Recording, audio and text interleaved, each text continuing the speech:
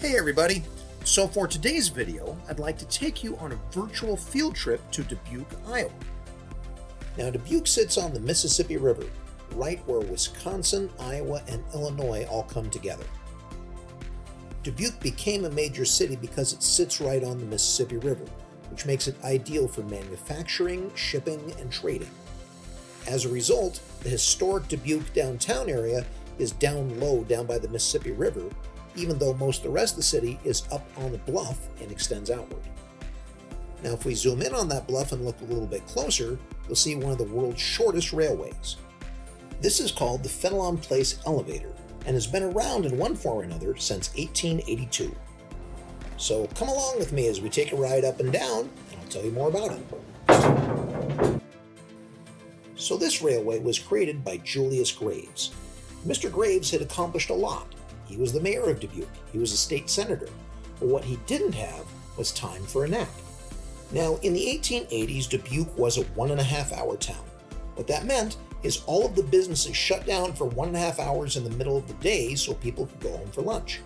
Now, Mr. Graves had a house at the top of the hill and a business down at the bottom of it. The problem was, it was a 30-minute one-way trip between his home and his business, which only left him 30 minutes for lunch. Mr. Graves, however, really wanted to fit a 30-minute nap into that hour-and-a-half time frame as well, and so he built the original railway, which you see on the left, in order to give him enough time to go back and forth quickly. As you can imagine, this railway soon became very popular.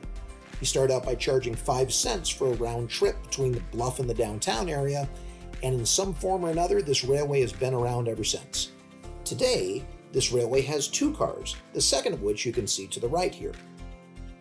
The cars are moved by cables, which either pull them up or let them down the slope, and they both work as counterweights to each other. When you get to the top, you're rewarded with a great view of Dubuque and the Mississippi River.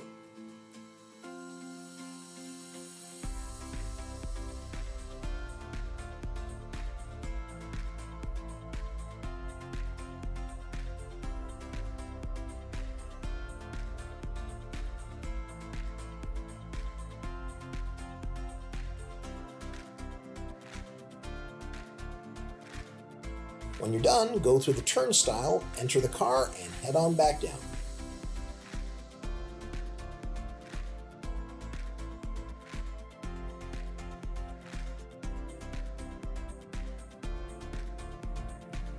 So the story of the Fenelon Place elevator really illustrates the principle that change happens when you're not satisfied with how things currently are. What are some things that you're not satisfied with how they're sitting? Maybe it is something that happens with your school. Maybe you want to invest some more in your relationships and do better with people. Whatever it may be, we might not be able to go ahead and build a railroad to work around our frustrations, but we can start building habits that will help us get better as we go. So right now in your classes, please discuss the following questions. What would you like to get better at? And what new habits will you need to develop in order to get better? Share out your thoughts and have a great day.